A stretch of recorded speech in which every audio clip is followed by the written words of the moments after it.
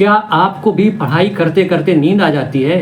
तो कुछ उपाय कर सकते हैं। जैसे पढ़ने से पहले अगर थोड़ा टहल लिया जाए तो अच्छा रहता है। उससे एक फ्रेशनेस आ जाती है माइंड में और आप पढ़ सकते हैं काफ़ी देर। और पढ़ाई के बीच में थोड़ा-सा ब्रेक ले सकते हैं। लगभग 1 घंटा के बाद आप ब्रेक ले सकते हैं। अगर आपको 1 घंटे से पहले ही नींद आ रही तो आधा घंटा में, अब देखो 15, ऐसा तो है नहीं कि आप 15 मिनट पढ़ें, 15 मिनट में क्या पढ़ पाएँगे, तो कम से कम आधा घंटा पढ़ें, उसके बीच में ब्रेक ले सकते हैं। ये कर सकते हैं। और जहाँ आप बैठते हैं ना, वो थोड़ा-सा अच्छी जगह होनी चाहिए। जैसे कोशिश करें कि टेबल चेयर में बैठ के पढ़ें, वहाँ पर आप लंबे टाइम तक बैठ के पढ़ सकते हो। और चेयर अच्छी होनी चाहिए, कंफर्टेबल होनी चाहिए। मतलब इतनी भी अच्छी ना हो कि नींद आ जाए, लेकिन चेयर अच्छी होनी चाहिए। ये नहीं कि हाँ, दर्द करने लगा बैठे-बैठे। अगर चेयर में नहीं पढ़ रहे हो, ज़मीन में पढ़ रहे हो, तो ज़मीन में जिस जगह आप बैठो ना, उतना वहाँ पे कुछ बिछाने के लिए रख लो, बोरी-वोरी हो। बहुत बहुत बड़ा ना बिछाइए, क्योंकि अगर ज़्यादा आप बड़ा बिछा दोगे तो उसमें आप लेट सकते हो सकता है।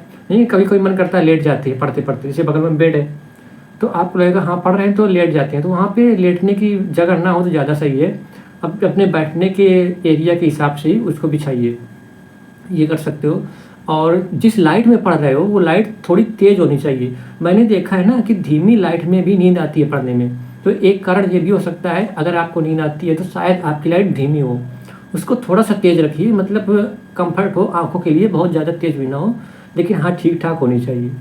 तो ये कुछ उपाय हैं जिनको करके आप लंबे समय तक पढ़ सकते हो। और मेरा कहने का मतलब है, अगर आपको बीच में नींद आ जाती है तो ये कुछ करके कर सकते हो, उपाय है। और नींद आने के और भी कई कारण होते हैं, जैसे अधिक खा लिया उसके बाद पढ़ रहे हो तो खाने के बाद किसी को नींद आ जाती है। और किसी को आदत ही होती है किसी ख़ास समय में सोने की, और अगर आप उसी समय पढ़ने जाएँगे तो ज़ाहिर-सी बात है नींद आएगी।